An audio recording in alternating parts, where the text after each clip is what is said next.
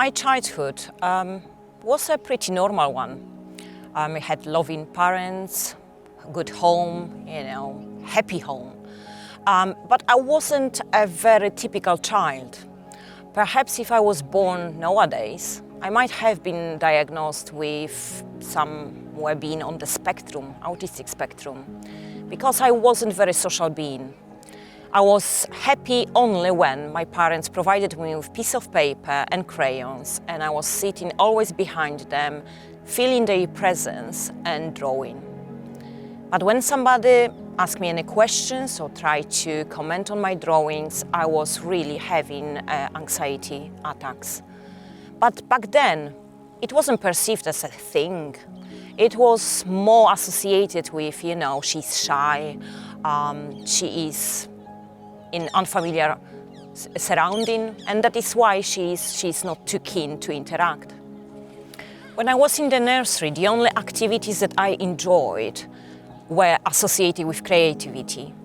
When I discovered pots of paint and crayons and all possible resources of this kind, I felt sense of belonging, really. It was giving me so much joy. But those activities were usually very short. And for me, it was very difficult to part from them, because this was the only moment when I felt that I'm doing something nice and was forgetting about all those peers and other children around me. But when it all started, it hit me really in puberty. I suffered in silence because anytime I tried to express that something is not really right, I was told, come on, you're just young, you need to enjoy it, this is the time of your life that should be the best one. So I kept quiet, but I was struggling. I couldn't sleep, I couldn't eat properly, I couldn't find any joy in the activities that were expected from me. The only moment I was finding peace was when I was drawing.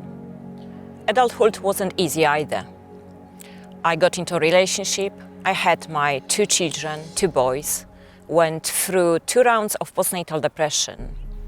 Therefore, my mental health was declining. Having postnatal depression wasn't really recognized back then in Poland.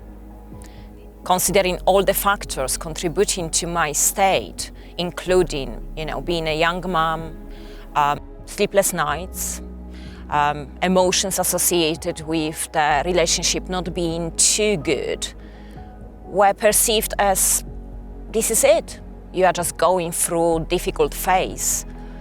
There were aspects of domestic abuse, domestic violence, that was really making me go deeper and deeper into the void.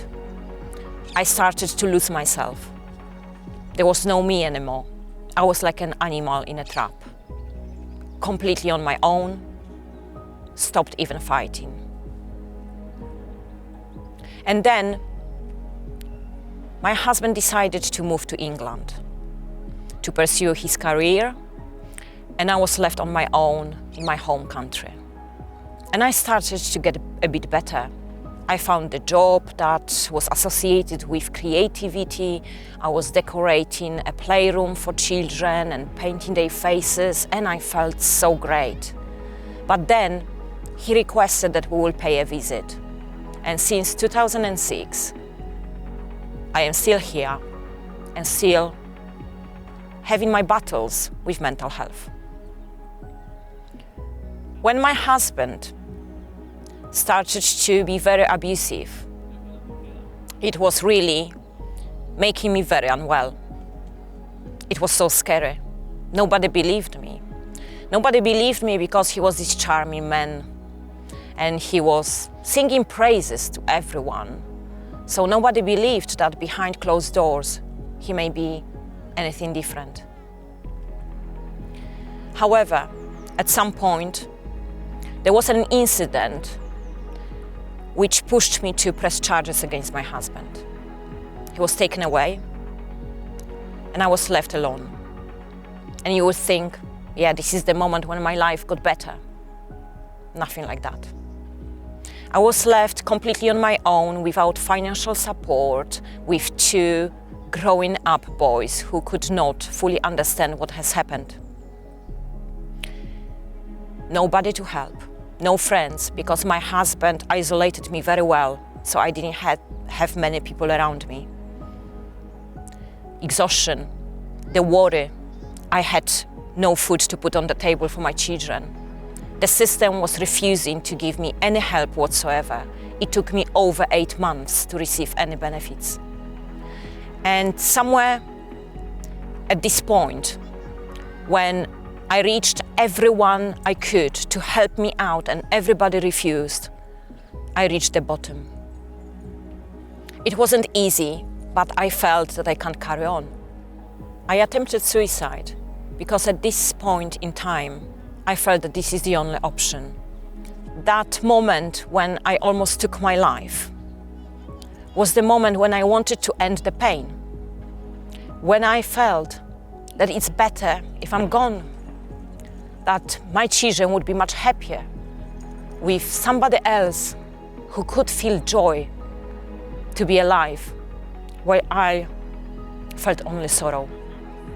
But that particular night, my young child woke up for the first time in years during the night and shouted for his mommy. It was the moment when I stopped what I was doing, when I rushed to him, gave him a cuddle, and then I realized that I can't do it. He saved me. Things started to get better. I started to enjoy life a bit more. However, I craved for a full family. I started to search for a soul that could accompany me and my boys. When I met my partner, I started to feel better mentally, because I received this reassurance that I'm worthy. I started to feel that I'm loved. So I started to bloom, smile more. At some point, we decided to have a child. We got pregnant, and everything was fine. Although throughout the pregnancy, I was petrified that my depression will come back. I was voicing my worries to midwives, asking them what if. However, they perceived it as the situation that it's not necessarily going to happen again. I was having a cesarean because my baby was breached, and everything seemed to be going according to plan. However, after the procedure, I didn't feel like things are all right in my body. I was asking questions and again posing some concerns, but I was told, you know what, you're not in your 20s anymore. You will not bounce back like you used to. It will take a bit longer. So I gone home. I was nursing my baby and trying to enjoy her. However, in day 8, I experienced a massive hemorrhage. I was rushed to hospital, and then, in excruciating pain, I was asked to deliver a bit of placenta that was apparently left in me during the procedure. I can't even express how painful, how horrifying it was to watch your partner crying his eyes out with a week-old baby in his arms and begging me to pull through, because we were not too sure if I will. I lost a lot of blood. The delivery of placenta didn't go according to plan. I had to have a proper surgery and 2 transfusions on the top of that. I strongly believe that this, what has happened, was the medical negligence, but I couldn't prove it. The pain, the worry, also the worry about my children who were on their holidays then, my 2 other older children. This that I may never see them again. The near-death experience really contributed to me feeling very low, moody, and I suffered with post-traumatic stress disorder. The depression hit me very hard, to the point that because I almost died, I bonded with my baby so much that I had difficulty to part from her. I was constantly around my baby. I couldn't leave her even for a minute.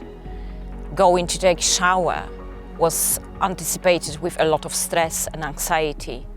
You are constantly attending to the needs of your baby, while there is not much time to look after yourself.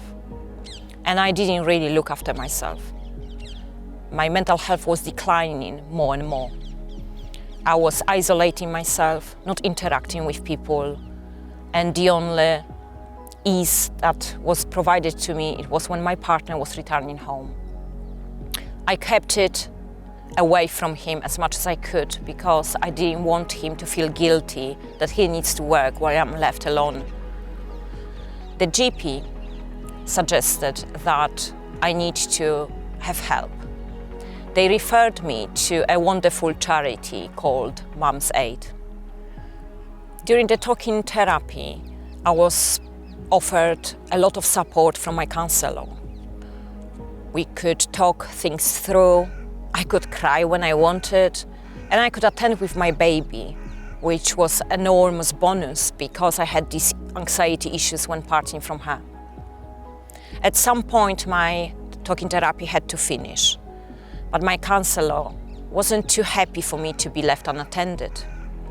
And she suggested that there is a group, art therapy group, that I could join and once a week go there and be with mums like me who have issues, postnatal depression and struggles similar to mine. I was very skeptic. However, I attended, and at the beginning I was just drawing, painting very dark images. But a few weeks in, something really opened up in me, and first colorful image emerged. After each session, I felt like something has been lifted from my shoulders.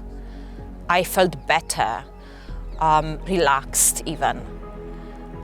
And I started to see the point in the therapy. It was making me like trapping demons on the paper. And then I could look at that image and process what I was really experiencing. It was making me releasing the stress, the anxiety, and making me feel better after each session. When I started to pour art every day, the certain images and emotions started to emerge in my art, and I found it a good conversation opener, really. People started to comment that I portrayed some emotions very well, and this gave me courage to reach out to other people who may be feeling similar ways. I discovered Time to Change campaign and became a champion. It was like finding my own tribe, finding people who understand me in mid-sentence, people who would listen and who I could call even in the middle of the night if I needed, and they would be there. So this became another type of remedy for me. I started to make appearances on live events and started to share my story via social media. And I gained so many followers and so many friends that I never really met in person, but they understand and they were triggered by my art in a positive way because they found that I am speaking their language. Although it's a language of art, it is so universal and reaches people so well. So the first advice I could give is to find the channel, to find something that helps you to let it out. Finding something that you love, that gives you joy, and in the moment of engagement in that particular activity, that you feel alive, that you feel at ease. This is something that you need to look for. You find your medicine, like I found art.